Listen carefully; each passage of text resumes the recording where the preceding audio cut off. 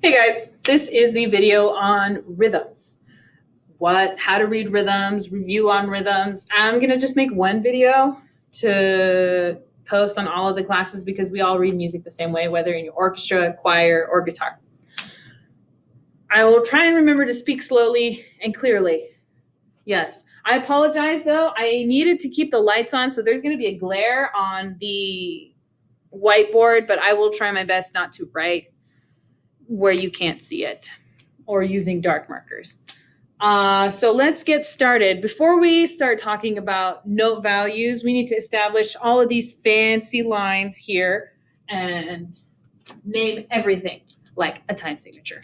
So first off, we have 5 lines. I suggest that you take notes and draw your own 5 lines because you're going to want to refer back to all of the information that I'm teaching you in this video at a later time, and you don't want to have to watch this video again.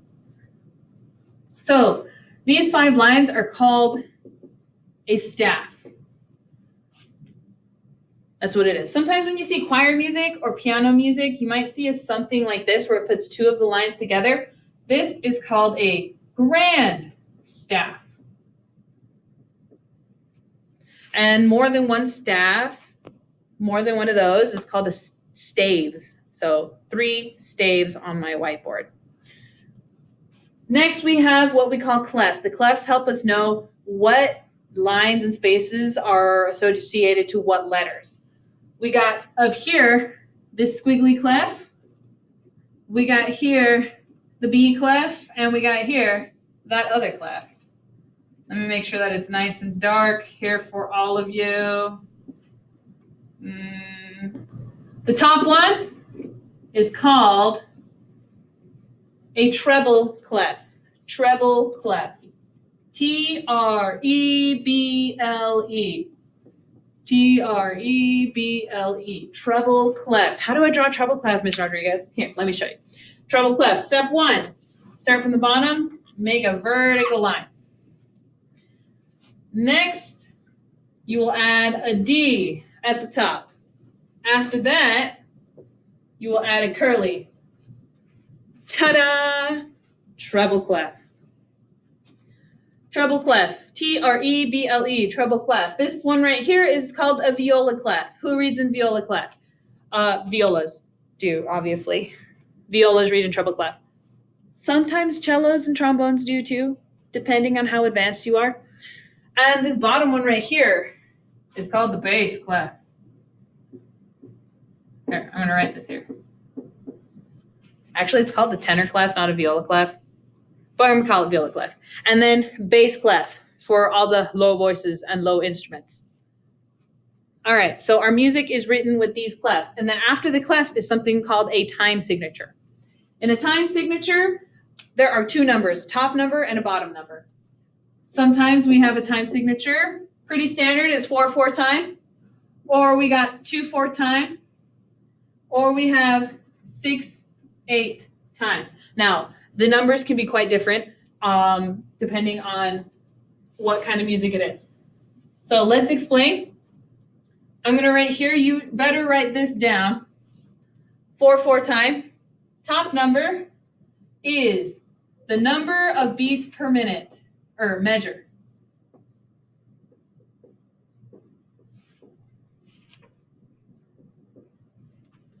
Top number tells you the number of beats per measure. What's a measure, Miss Rodriguez? So when you see music, it's got these like lines that separate it.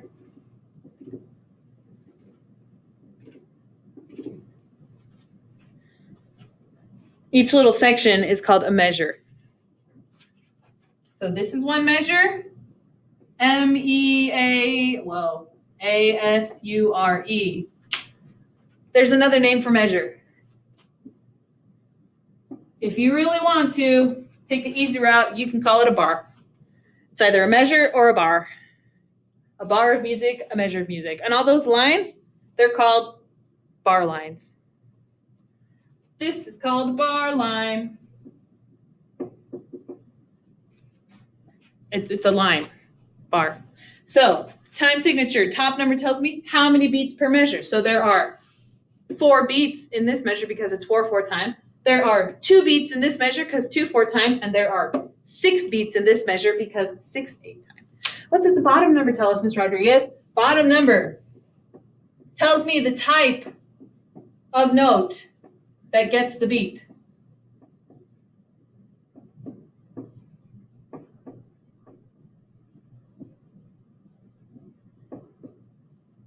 Type of note. What does that mean? I'll tell you. But first, I'm going to let you finish writing that down. So top number, number of beats per measure. Bottom, type of note that gets the beat. So each number corresponds to a different type of note. Let's talk about what those are. I'm going to erase this. You good? I hope you are, because I have no idea. This is not a live video. Okay. We're going to talk about the tree of notes. I'm going to use a different color. Let's go with red, just for funsies. We have here at the beginning a circle note, also known as a whole note. A whole note gets 4 beats. 4 beats. Now we can split our whole note into 2 half notes. Half notes. I hope you can see that. 2 half notes. Half of a whole is what of 4? Half of 4 is 2. 2 beats. So each half note gets 2 beats. Whole note gets 4 beats. Half note gets 2 beats. That is the rule. We can even further break down our half notes into what we call quarter notes.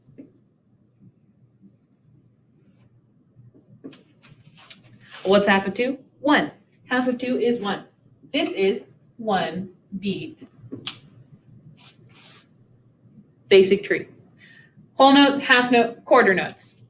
Here, I'll write the names here. This one's a whole, this is a half, and this is a quarter. Do you see why a quarter note is called a quarter note? Because there are 4 quarters in a whole. Music is math. Now, we can even split it further. Ultimately, you can split the notes as far as you want, but why would you do that?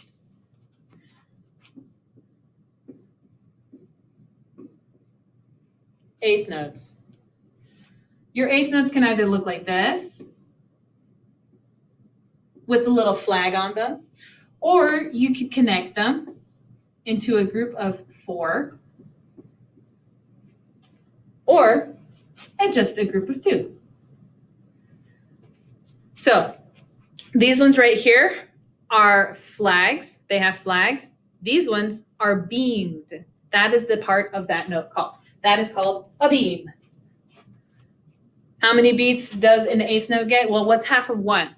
It's half. It gets 1/2 of a beat. Do not confuse this with a half note. A half note gets 2 beats, and an eighth note gets half a beat.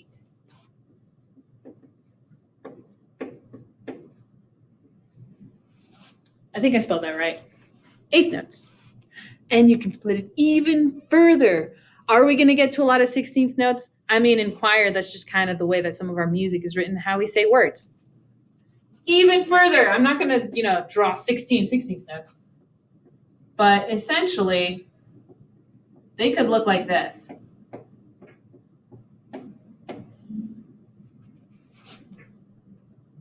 Sixteenth notes. Or if you're writing them individually, they just have 2 flags.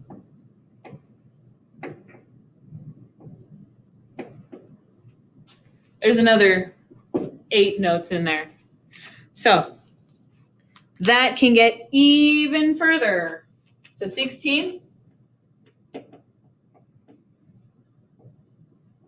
Because there are 16 of these in a whole note.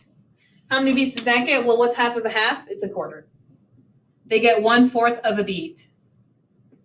And then it goes even further, a 32nd note, then a 64th note. Gets a quarter of a beat, then an eighth of a beat, then a 16th of a beat, and so on and so forth. And it gets smaller and smaller and smaller and smaller. Because that's just music. You can go as small as you want. Why? I don't know why, but you can. The tree. Make sure you have this copied down because we're going to add a little bit to it. Come over here to the left, choosing a different color, green. This is going to be our Christmas trees. Aha. Notes. Now we got to talk about rests. So a note means you play, you make sound. A rest means you don't. A whole rest. Oops, no. This is a whole rest. A whole rest hangs. A whole rest hangs. A half rest looks like a hat. How do I tell the difference between whole and half? Whole rest hangs. A whole rest looks like a hole in the ground. You know, just a hole in the ground. Half rest looks like a hat. Sits on top of the staves. Okay. And then that splits even further to a squiggle, which we like to call a quarter rest. And that splits even further to an eighth rest, which looks like kind of a 7. And then that goes even further to a 16th rest, which just has 2 thingies. And then it goes further and further and further. Make sure you copy down the rests, equivalent rests. They also have the same amount of beats as their corresponding note. So, sorry, I'm gonna move out of the way so that you can record this. I will give you a couple of seconds to write this down.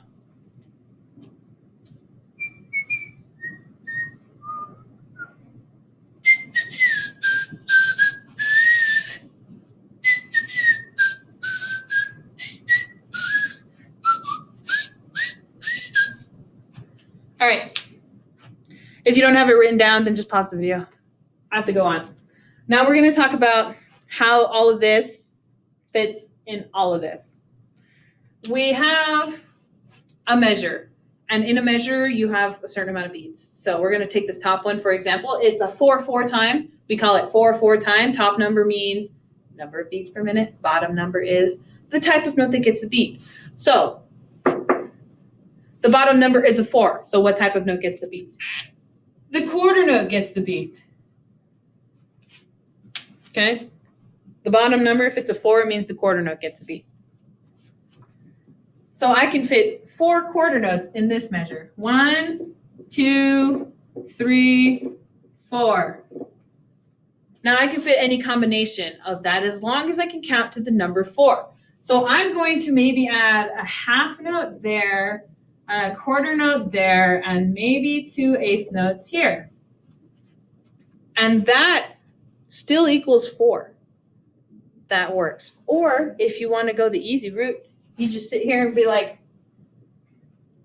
whole note, done. That's 4 beats, done. It really is.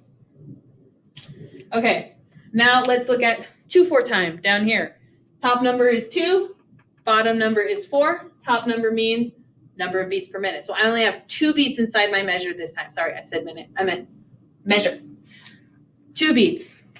So I can only fit 1 half note in there because 1 half note is 2 beats. So only 1 half note fits in there. Maybe I can fit 1, 2, 3, 4. I can fit 4 eighth notes inside 2 beats, right? A half note, I can fit 4 eighth notes. Or 2 quarter notes. Now we got 6/8 time down there. This is a little different. Top number is 6. There are 6 beats in this measure. Bottom number is 8. What does 8 mean? 8 actually means eighth notes. 8 means eighth notes. So we can fit 6 eighth notes in this measure. It's going to go like this. 1, 2, 3, 4, 5, 6. They're going to look like this. 1, 2, 3, 4, 5, 6. Yeah. 6, 8 times.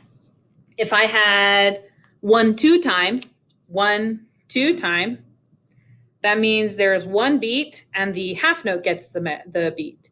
If I did 4, 1 time, that means that there are 4 beats in a measure and the whole note gets the beat. So I could fit 4 whole notes in one measure.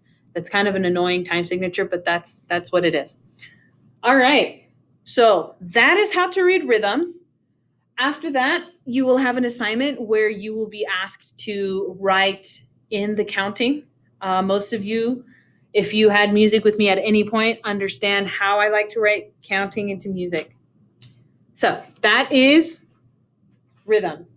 And I hope it made sense to you. If it doesn't, please let me know. Send me a message on Canvas, or you can email me at yrodriguez@hawthorneacademy.org. Or I don't know. Just let me know if this doesn't make sense. If this isn't making sense, let me know, and I will do my best to let it make sense for you. All right. Cheers.